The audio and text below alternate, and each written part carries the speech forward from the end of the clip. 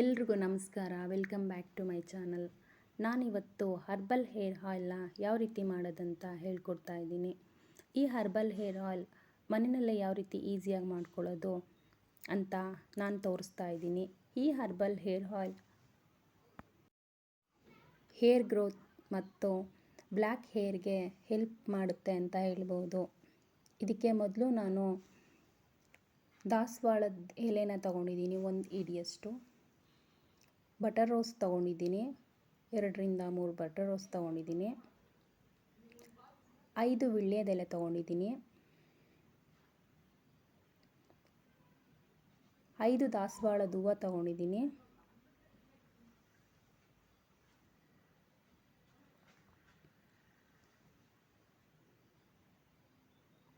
ಒಂದು ಹಿಡಿಯಷ್ಟು ಕರಿಬೇವಿನ ಸೊಪ್ಪು ತೊಗೊಂಡಿದ್ದೀನಿ. 1 ಹಿಡಿಯಷ್ಟು ಒಂದಲ್ಗೆ ಸೊಪ್ಪು ತೊಗೊಂಡಿದ್ದೀನಿ. ನೀಟಾಗಿ ವಾಶ್ ಮಾಡಿ ಡ್ರೈ ಮಾಡಿ ಇಟ್ಕೊಂಡಿದ್ದೀನಿ. ಇದಕ್ಕೇನೆ ಸ್ವಲ್ಪ 1 ಟೇಬಲ್ ಸ್ಪೂನಷ್ಟು ಸಾಸಿವೆ ತೊಗೊಂಡಿದ್ದೀನಿ. 1 ಟೇಬಲ್ ಸ್ಪೂನ್ ಮೆಂತ್ಯ ತೊಗೊಂಡಿದ್ದೀನಿ. 1 ಟೇಬಲ್ ಸ್ಪೂನ್ ಟೀ ಪೌಡರ್ ತೊಗೊಂಡಿದ್ದೀನಿ.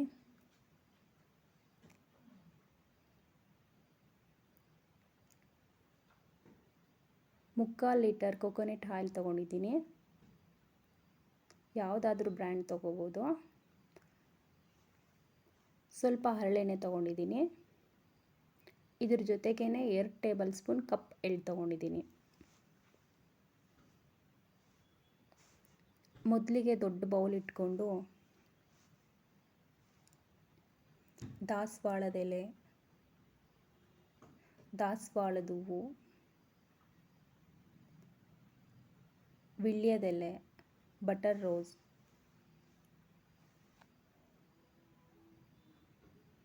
ಕರಿಬೇವಿನ ಸೊಪ್ಪು,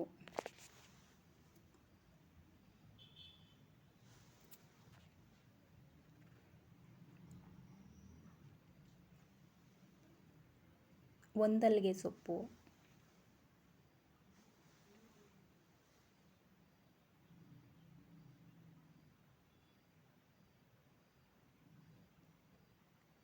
ಮೆಂತ್ಯ, ಟೀ ಪೌಡರ್, ಸಾಸಿವೆ,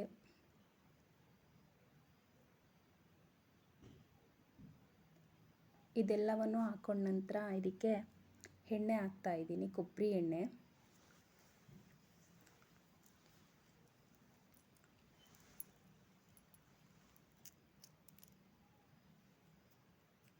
ಹರಳೆಣ್ಣೆ ಹಾಕ್ತಾ ಇದ್ದೀನಿ.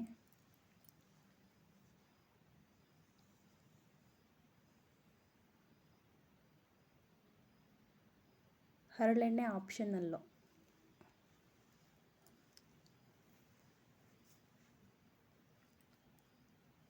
ಲೈಟಾಗಿ ಮಿಕ್ಸ್ ಮಾಡಿ ಎಲ್ಲವನ್ನು ಒಂದು ಪ್ಲೇಟ್ ಮುಚ್ಚಿ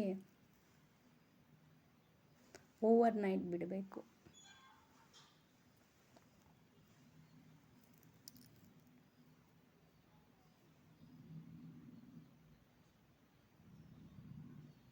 ಬಿಟ್ಟ ನಂತರ ನೆಕ್ಸ್ಟ್ ಡೇ ತೆಗೆದು ನೋಡ್ತಾ ಇದ್ದೀನಿ.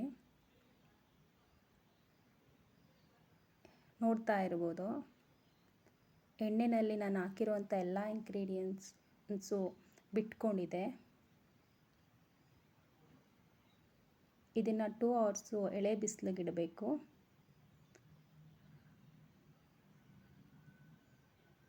ಇಟ್ಟ ನಂತರ ಲೋ ಫ್ಲೇಮಲ್ಲಿ ಇದನ್ನು ಚೆನ್ನಾಗಿ ಕುದಿಸ್ಕೋಬೇಕು.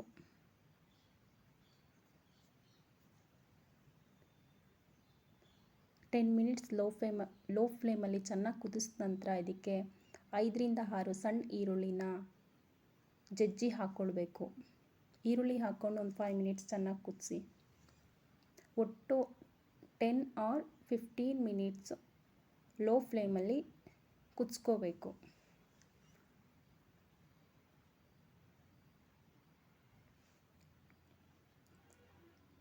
ಇದು ಕುದ್ದಿದ ನಂತರ ತಣ್ಣಗಾಗೋದಕ್ಕೆ ಬಿಡಬೇಕು. ತಣ್ಣಗಾದಮೇಲೆ ಇದನ್ನು ಸ್ಟ್ರೈನರಲ್ಲಿ ಫಿಲ್ಟ್ರ್ ಮಾಡಿ ಇಟ್ಕೊಂಡ್ರೆ 3 to 6 ಮಂತು ಸ್ಟೋರೇಜ್ ಮಾಡಿಟ್ಕೊಂಡು ರೆಗ್ಯುಲರಾಗಿ ಹಾಕ್ತಾ ಬನ್ನಿ. ಕೂದಲು ಗ್ರೋತ್ ಆಗಿರ್ಬೋದು, ಬ್ಲ್ಯಾಕ್ ಹೇರ್ಗಾಗಿರ್ಬೋದು ತುಂಬ ಹೆಲ್ಪ್ ಮಾಡುತ್ತೆ ಅಂತ